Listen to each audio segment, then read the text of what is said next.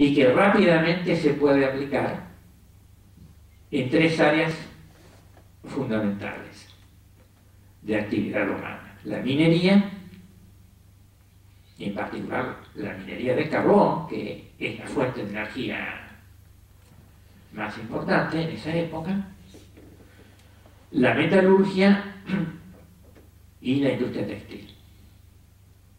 La máquina de vapor va a reemplazar el trabajo del músculo.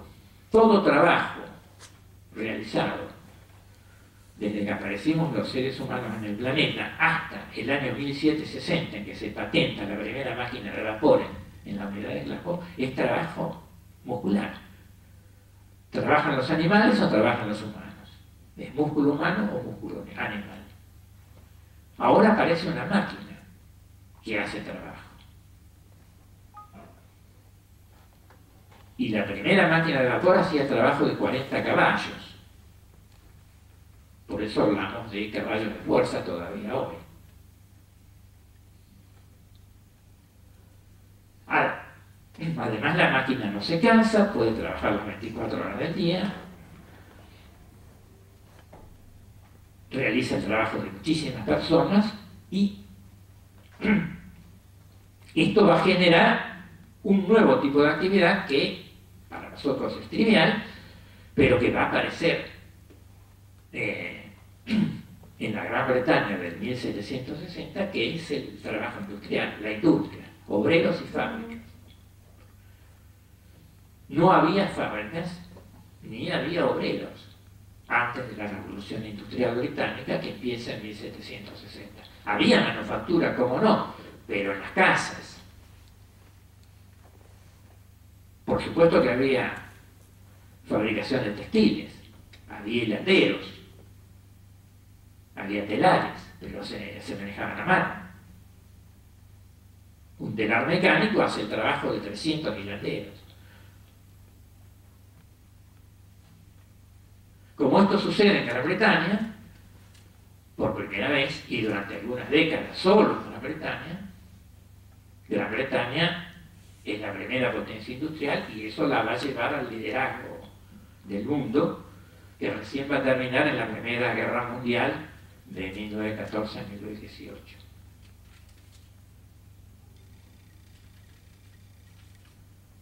Entonces, un resultado directo de la ciencia llamada física es la aplicación de la termodinámica para generar máquinas que reemplazan el músculo humano o el músculo animal. La máquina de vapor permite la existencia del ferrocarril. Por primera vez el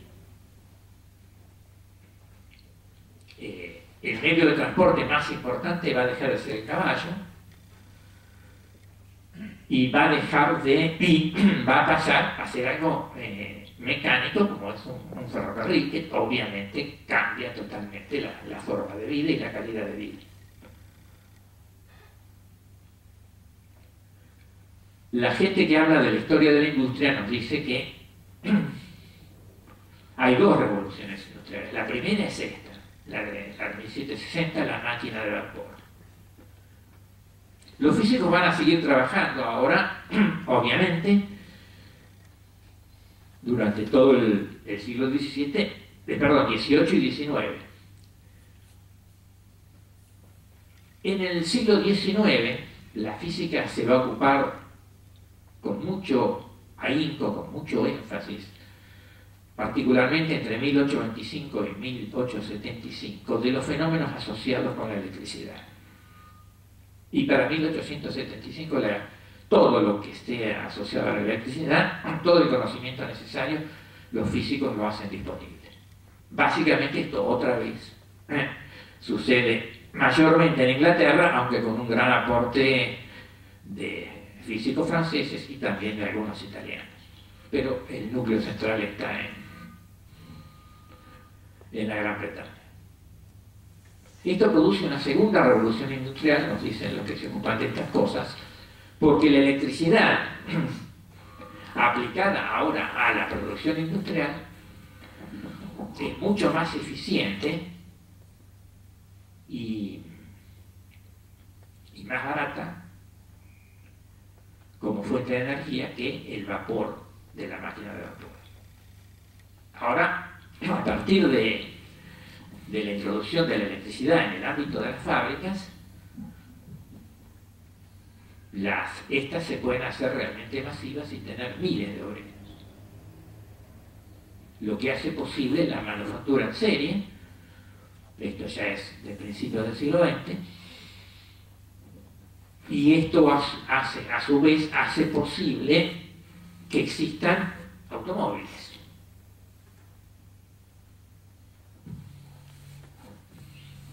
Un automóvil es impensable en el siglo antes de la producción masiva que aparece en los Estados Unidos gracias a la introducción de la electricidad en las fábricas en el siglo XX, porque si se fabrica fuera de la producción en serie, fuera de la línea de montaje, es extremadamente caro, como son caros los automóviles de carrera, que se fabrican individualmente y cuestan $200.000, $300.000. Para tener un auto accesible a mucha gente, pues tiene que tener los precios que tiene ahora. Y esto no es posible si no tenemos producción en serie, líneas de montaje, las cuales no son posibles sin electricidad. Entonces, de un físico italiano como Volta, o uno francés como Ampère, o un inglés como Faraday, descubriendo las leyes de la electricidad, simplemente no tendríamos ni automóviles ni aviones. Sí podríamos tener ferrocarriles que son anteriores. En el siglo XIX también, y como consecuencia de investigaciones teóricas realizadas en Escocia, un físico alemán descubre las ondas de radio y hace posible lo que hoy llamamos radio y televisión. Entonces, ustedes, bueno, no les estoy diciendo nada nuevo, por lo menos para los que son físicos, pero sin la física no habría nada de lo que tenemos hoy en el mundo. Y, insisto, la vida sería una pesadilla. Si supiera, claro, no era una pesadilla antes porque al no saber la gente que existían automóviles o ferrocarriles o televisión, por supuesto uno no va a añorar lo que no tiene ni siquiera idea de que pueda existir. La desgracia es la de aquel que lo tuvo y por alguna catástrofe deja de tenerlo. Y el siglo XIX en realidad es el siglo de oro para la ciencia.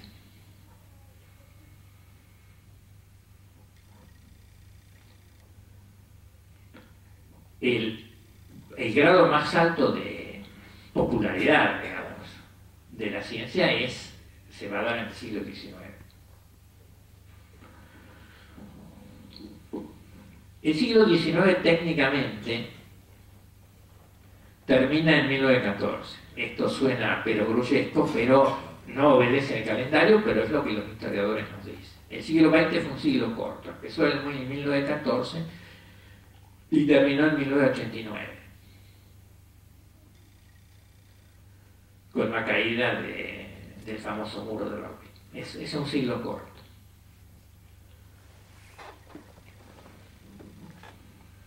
La guerra del 14 al 18 rompió una evolución idílica de un curso de progreso ininterrumpido que venía llevando Occidente, siglo XVIII, siglo XIX, todo más o menos muy bien, hasta que aparece algo impensado con millones y millones de muertos que no tenía precedente en la historia humana, que es la Primera Guerra Mundial. Como los científicos tuvieron alguna participación importante en inventar formas de matar eficientes, la fe y la confianza en la ciencia empezó a caer después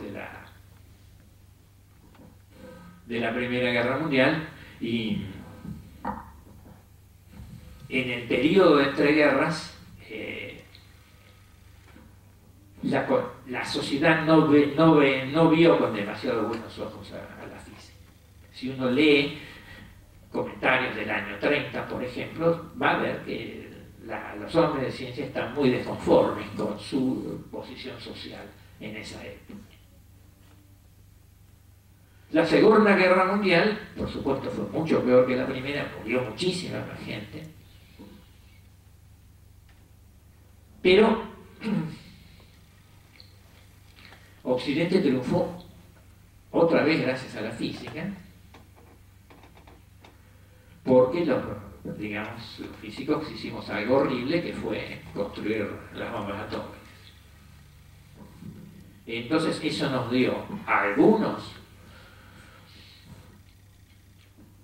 una posibilidad de empleo bien remunerado, porque se crearon muchos laboratorios en distintos países, aún en Argentina, alrededor del fenómeno nuclear, pero muy mala prensa para los demás, porque si bien la industria nuclear tiene aspectos sumamente positivos, como una energía limpia y barata, carga con los cientos de miles de muertos de Hiroshima y Nagasaki, que no hubieran sido posibles sin la física. Entonces la física, y por contagio de las demás ciencias, van a tener un periodo de baja en la estimación pública, hasta que en el año 57 se produce un milagro. Los rusos producen un satélite artificial que comienza a surcar los cielos, y esto es un gran triunfo científico. Occidente empieza a pensar que se ha quedado atrás de la Unión Soviética en el desarrollo de proyectiles de largo alcance, y en todo el mundo muy rápidamente se produce un gran movimiento de apoyo político a la ciencia. Y Sputnik es en 1957. Pensemos solamente qué pasa en Argentina. En 1958 se crea el CONICET, gracias al cual hay ciencia en Argentina, y sin el cual no habría ciencia en Argentina. Y en el año 58 también, un año después, se crean las dedicaciones exclusivas en las universidades nacionales. Para los más jóvenes, que puede parecer esto mentira, no había dedicación exclusiva en la universidad. El profesor Garavella sí lo recuerdo. Estos pasan en el año 58 en el gobierno del doctor Frondizi. Y sigue por suerte. Bueno, la ciencia entonces en todo el mundo vuelve a recibir un gran apoyo por el temor a